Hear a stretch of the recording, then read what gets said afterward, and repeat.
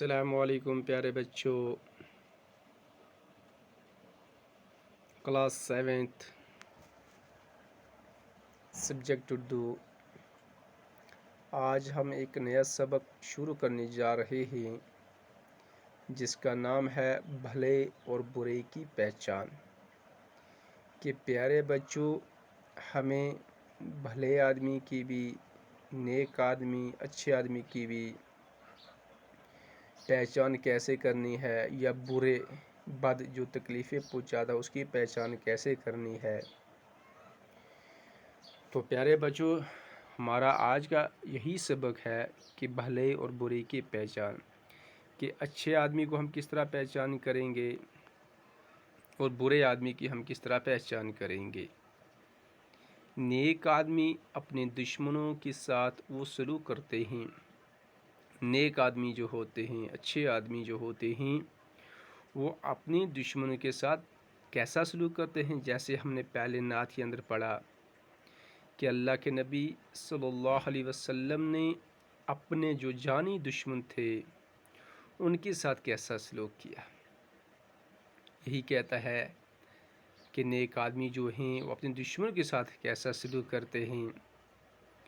جو چندن کلہاڑی کے ساتھ کرتا ہے،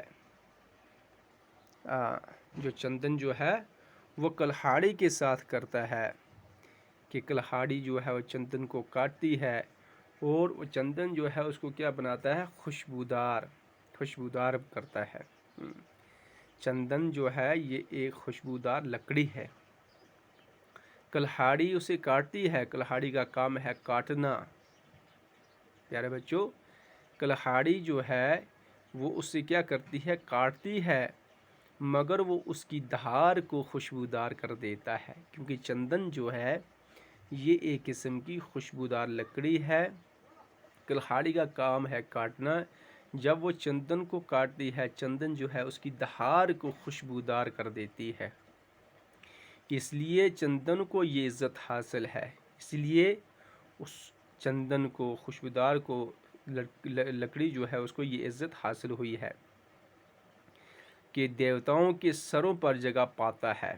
جو دیوتا ہوتے ہیں ان کے سروں پر وہ کیا کرتا ہے؟ کہ اپنی جگہ بناتا ہے۔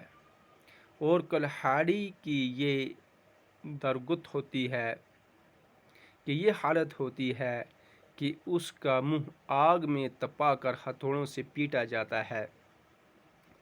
جب کلہاڑی کند ہو جاتی ہے، جب کلہاڑی کام کرنے کے قابل نہیں رہتی ہے، تو اس کو تیز کرنے کے لیے آگ کی بھٹی میں ڈالا جاتا ہے، پھر اس کے منہ کو آگ میں تپایا جاتا ہے، پھر ہتھوڑوں سے اس کو پیٹا جاتا ہے، اس کی یہ درگت ہوتی ہے۔